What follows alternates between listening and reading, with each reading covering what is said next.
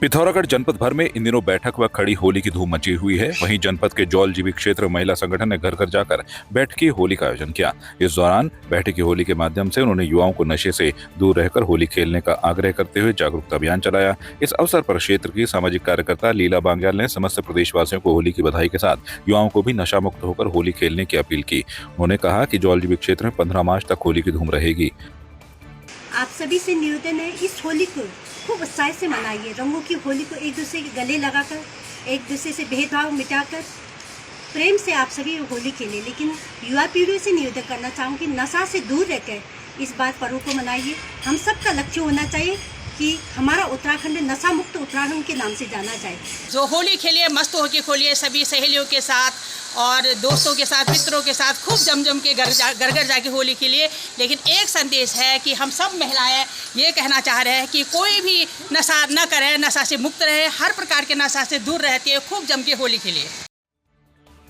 पिथौरागढ़ जनपद के बेरीनाग नगर स्थित भट्टी गांव में प्रधानमंत्री सड़क योजना के तहत राष्ट्रीय राजमार्ग NH सड़क चिन्हित होने के बाद स्थानीय ग्रामीणों ने कन्ना गैर बाईपास सड़क पर इसके निर्माण का विरोध करते हुए सांकेतिक धरना प्रदर्शन किया। ग्रामीणों का आरोप है कि बाईपास सड़क से लगे हरे पेड़ों को राष्ट्रीय राजमार्ग के कर्मचारियों ने छीलकर लाल रंग लगाया है, जिससे इन पेड़ों की सुरक्षा खतरे में पड़ गई है। इस कार्य से हजारों प्रजातियों के पेड़ों के नष्ट होने की चिंता जता रहे हैं।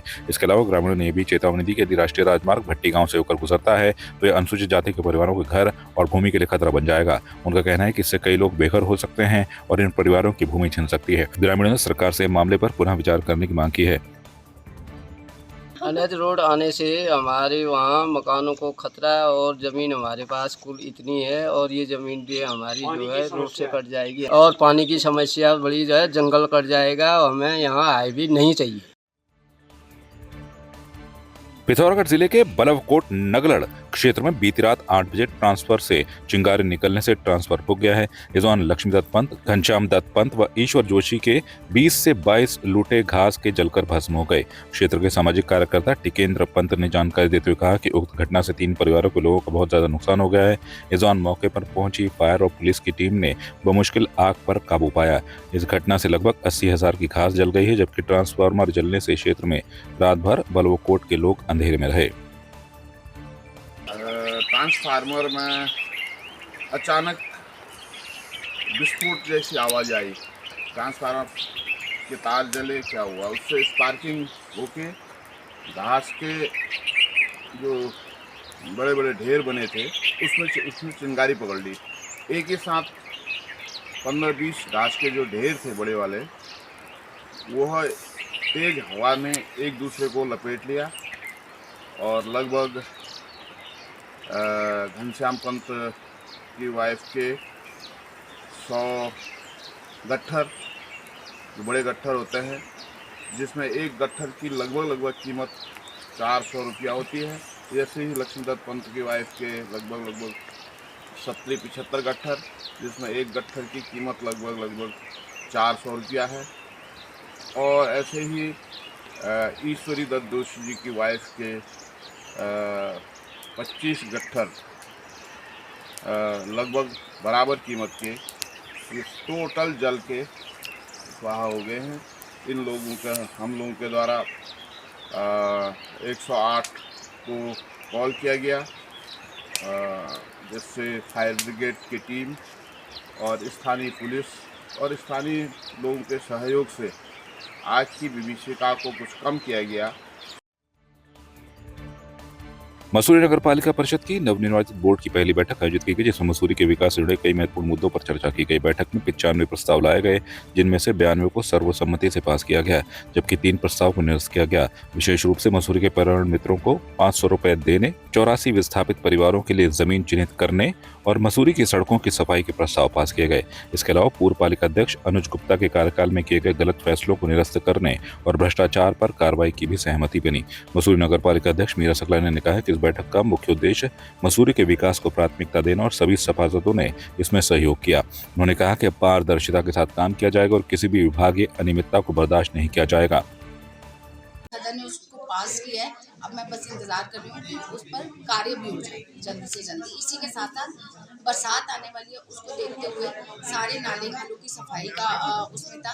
शौचालय को लेकर सीजन आने वाला है, टूरिस्ट एक अच्छा संदेश लेके जाएं, मून साइड देखे तो उन्हें गंदगी ना मिले, अगर शौचालय है तो शौचालय अच्छी व्यवस्था में हो। ऐसे कुछ मुद्दों पर प्रस्ताव आए हैं जिस पर सारे सदन ने उनको पास किया। तो जो है पास किए गए हैं क्योंकि अभी पर्यटन सीजन स्टार्ट होने वाला है और पूर्व में हमारे यहाँ शौचालय के टेंडर लगे थे और जिनके एस्टीमेट मतलब मुझे लगता है कि बिना देखे ही बनाए गए थे और उसका कुछ पैसा केंद्र से आया है लगभग 1.5 करोड़ रुपया उन टॉयलेट्स को बनाने का। तो हमारे द्वारा ये कहा गया कि पहले टॉयलेट्स का दोबारा से उनका निरीक्षण किया जाए और जहाँ जहाँ ज़्यादा ज़रूरत है, जैसे आउटर एरिया में जहाँ जहाँ टूरिस्ट जाता है वो टॉयलेट्स लिस्ट में लिए ही नहीं गए थे। जैसे कंपनी बाग है वहाँ पर बहुत टूरिस्ट जाता है, वहाँ के टॉयलेट की बहुत दशा खराब है। एक हाथी पाँव के रास्ते में टॉयलेट है उसकी हालत खराब है। तो मतलब पूरे टॉयलेट्स जो है वो इसमें नहीं लिए गए। तो हमारे द्वारा ये बताया गया विभाग को कि आप ये सारे टॉयलेट्स का दोबारा से निरीक्षण करके और इसका टेंडर पुनः लगाया जाए और जल्द से जल्द बनाया जाए। जो रिक्शा संचालक हैं हमारे बीच के लोग हैं, उनका प्रॉपर जो माननीय सदन ने पारित किया है सबका प्रॉपर वो उनका हो। किताब घर की बात करता हूँ, जिनकी दुकानें उजड़ी है, जिनका व्यवसाय उजड़ा है, जिनका घर उजड़ा है, 161 दुकानें पूर्व में आवंटित तो की गई है, मैं मानता हूँ कोई बात, लेकिन आवश्यकता के अनुसार आवंटन होना चाहिए। तो ठीक है, वो भी हमारे भाई, लेकिन इनका आवंटन, इनका भी पुनरावास होना बहुत जरूरी, नितांत आवश्यक है।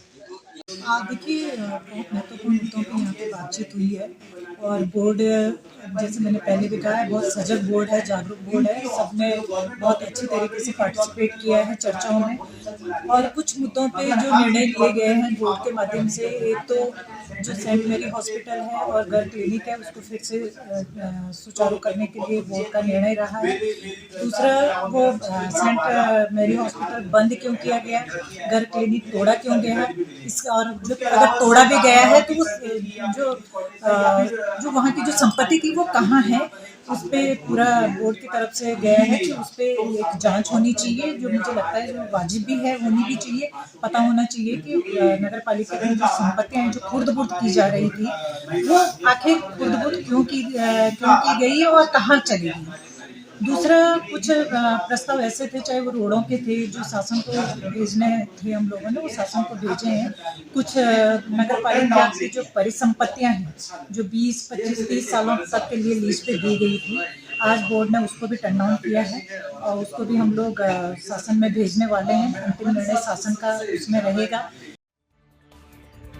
ऊधम सिंह नगर जिले के सीमांत खटीमा तहसील प्रशासन ने क्षेत्र में चलाए जा रहे अवैध मदरसों के खिलाफ कड़ी कार्रवाई करते हुए अवैध मदरसों के खिलाफ छापेमारी की कार्रवाई की। इस कार्रवाई के दौरान प्रशासनिक दस्ते की 2 टीमें बनाई गई, जिनमें आसपास की तहसीलों से आए प्रशासनिक कर्मचारी एवं पुलिस बल शामिल रहा। टीमों ने क्षेत्र में चलाए जा रहे 3 अवैध मदरसों को सील कर दिया, साथ ही 6 मदरसों पर नोटिस चस्पा किए। खटीमा के उप जिलाधिकारी रविंद्र सिंह बिष्ट ने जानकारी देते हुए बताया कि जिलाधिकारी के निर्देशानुसार क्षेत्र में चलाए जा रहे अवैध मदरसों पर कार्रवाई की गई और 3 मदरसों को सील कर दिया गया है। साथ ही 6 मदरसों के खिलाफ नोटिस की कार्रवाई अमल में लाई गई है। इस दौरान मदरसों में पढ़ने वाले बच्चों को चिन्हित कर आसपास के शैक्षिक संस्थानों में स्थानांतरित करने हेतु खंड शिक्षा अधिकारी को निर्देशित किया गया है। देखिए, जिलाधिकारी महोदय के निर्देश के क्रम में खटीमा क्षेत्र अंतर्गत जितने भी अवैध रूप से मदरसे संचालित किए जा रहे थे, इनके खिलाफ आज सीलिंग की कार्रवाई की गई है। इनको सील करके बंद कर दिया गया है। इसमें एक गोटिया में, 4 इस्लाम नगर में, एक हमारे भक्चूरी में, शारूपेटा में, कंचनपुरी में और एक लोहियाहाट में, ऐसे 9 मदरसों को जो अवैध रूप से संचालित थे, जो कि उत्तराखंड मदरसा बोर्ड से उनके पास पंजीयन भी नहीं था, उनको हमने सील कर दिया है। और इसमें जो बच्चे अध्ययनरत थे, जिनको तामील दी जा रही थी, उनको हमने चिन्हीकरण कर लिया गया। उनका हमने एक सूची बना ली। ऐसे बच्चे जिनका कहीं और अन्य मान्यता प्राप्त विद्यालयों में अध्ययन नहीं कर रहे हैं, उनकी सूची हमने तैयार कर ली है और खंड शिक्षा अधिकारी को निर्देश दे दिए गए हैं कि इन बच्चों के कोई राजकीय विद्यालय में, नज़दीकी राजकीय विद्यालय में उनका एनरोलमेंट कर दिया जाए। रामनगर के मुख्य बाजार में दिन दहाड़े हुई चोरी की घटना ने इलाके में सनसनी फैला दी है। 67 वर्षीय पार्वती देवी, जो रामनगर के चोरपानी गांव की रहने वाली हैं, स्टेट बैंक से 55,000 रुपए निकालकर अपने बैग में रखकर जा रही थी। बाजार में चलते हुए 2 संदिग्ध महिलाएं उन्हें घूरती हुई दिखाई दी। बाद में जब उन्होंने सब्जी विक्रेता को पैसे देने के लिए बैग खोला तो उसमें से 56,000 रुपए, मोबाइल फोन व अन्य सामान गायब थे। पार्वती देवी ने तुरंत बैंक और पुलिस को सूचना दी। पुलिस ने सीसीटीवी फुटेज खंगाली, जिसमें 2 संदिग्ध महिलाएं नजर आई, जो बैंक के बाहर भी दिखाई दी थी। व्यापारियों ने त्योहारों के समय इस तरह की घटनाओं को बढ़ते हुए बताया और बाजारों में सुरक्षा बढ़ाने की मांग की है। पुलिस मामले की जांच कर रही है।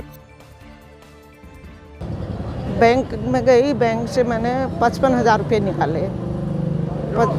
20 200 के नोट दिए उन्हें, 20 हज़ार के। एक दिया 10,000 का, एक नोट थे। वो मैंने एक काला बैग था, वो बैग के अंदर वो डाला। वहाँ से मैं इधर बैंक के ऊपर पतंजलि की दुकान है, वहाँ पर गई मैं। थोड़ा मैंने डॉक्टर को दिखाया वहाँ पर, फिर मैंने वहाँ से थोड़ा घी लिया पाव भर। वहाँ से मैं ये गली को आई, इधर को आई तो इधर कोई मेरी जान पहचान मिली, उसने मेरे को प्रणाम करा। मैं थोड़ी मिली, वहाँ पर थोड़ी भीड़ भी हो रही थी। वहाँ से मैं इधर ही को निकली। यहाँ पर मैंने एक दुकान है सब्जी के आगे, वहाँ पर भिंडी तुलवाई। वो भिंडी तुलवाने के लिए मैं बैग देखा तो अंदर बैग ही नहीं। क्या सामान गया आपका? उसमें मेरा आधार कार्ड और क्या कहते हैं, पिन कार्ड, क्या होते हैं, और ATM कार्ड, पासबुक और फ़ोन की डायरी, उसी में डायरी में मोबाइल फ़ोन। और 55,000 रुपये। 55,000 रुपये कैमरे में दिख रहे हैं। वो 2 लेडीज लगे हैं, कह रहे हैं पीछे से। पुलिस को सूचना दे दी है? हाँ, पुलिस को सूचना दे दी है। पौड़ी गढ़वाल में होली के उल्लासपूर्ण माहौल में राठ क्षेत्र से आई होलियारों की टोली ने रंगों का जश्न मनाते हुए मुख्यालय पौड़ी में धमाल मचाया। इस टोली ने पारंपरिक वेशभूषा में रंगों से होली खेलते हुए ढोलक, चिमटा, डपली और खंजीरे के साथ होली के गीत गाए। युवा होलियारे फागुन की मस्ती में डूबे हुए थे और जगह जगह जाकर अबीर गुलाल लगाकर लोगों से होली की बधाइयां देते रहे। उनका कहना था कि उत्तराखंड की होली की लोक संस्कृति को बचाने और इसे आगामी पीढ़ी तक पहुंचाने के लिए इस परंपरा को जीवित रख रहे हैं। इस होली की सजीव प्रस्तुति ने न केवल स्थानीय लोगों को आकर्षित किया, बल्कि होली की अद्भुत संस्कृति को भी दर्शाया। होली के इस रंगीन उत्सव में सभी ने मिलकर आनंद लिया। हम लोगों का जो मेन तात्पर्य यहाँ पे आने का, अपनी संस्कृति के लिए हम लोग काम कर रहे हैं। और जो हमारा ये पहनावा है, ये हमारे पहले पूर्वज पहना करते थे। और हमारा कोई किसी से मतलब ये मांगने वानी का कोई ऐसा वो है नहीं। सिर्फ अपनी संस्कृति को बचाने के लिए हम लोग घर से बाहर निकले। सारे वेल सेटल हो गए, यहाँ पे हर कोई जॉब कर रहा है। तो बस हमें खुशी है कि हम अपनी संस्कृति के लिए, अपने पहाड़ के लिए, अपने राठ क्षेत्र के लिए कुछ कर रहे हैं। घर से बाहर निकले, आज पौड़ी क्षेत्र में अच्छे से हमने होली मनाई और काफ़ी आनंद आ गया। रात को भी अभी लोग खेलते हैं। पहले हम लोग खेलते थे, जिसको कोई टाइम नहीं होता है, बहुत लोग काफ़ी बिजी होते हैं अपने काम को लेकर, तो उनको टाइम नहीं होता है दिन का, तो लोग रात को जाते हैं। फिर रात को लोग अपने घर पे आ जाते हैं। तो हम लोग के पास टाइम है अभी। कोई हमारे पास सारे स्टूडेंट है, कोई जॉब वाले हैं, तो अभी हम लोगों ने सोचा कि कहीं ना कहीं हम अपने घर के बाहर, अपने राठ क्षेत्र से बाहर निकलें और अपनी संस्कृति के बारे में पब्लिक को बताएं। हमारे बड़े सुदूर क्षेत्र राठ क्षेत्र से यहाँ पहुँचे हैं और काफ़ी अच्छा लगा। अपनी संस्कृति की पहचान हुई। आज के हमारे नौनिहाल हैं, जो छोटे छोटे बच्चे हैं, वो हमारी सभ्यता है, हमारे संस्कृति के विषय में कैसे पहचानेंगे, ये भाई लोग उसको यहाँ पे दर्शाने के लिए आ रखे हैं। मैं भाई साहब का बहुत बहुत स्वागत करता हूँ। धन्यवाद आपका कि भाई साहब ने यहाँ पे आके इस चीज़ का उल्लेख किया। आपकी इस पर क्या राय है, हमें कमेंट कर जरूर बताएं। इसके साथ ही आप हमारे YouTube चैनल को सब्सक्राइब कीजिए। आप हमें Facebook, Instagram, Twitter पर फॉलो भी कर सकते हैं और संवाद 365 के साथ एक क्लिक में जुड़ने के लिए डाउनलोड कीजिए संवाद 365 ऐप।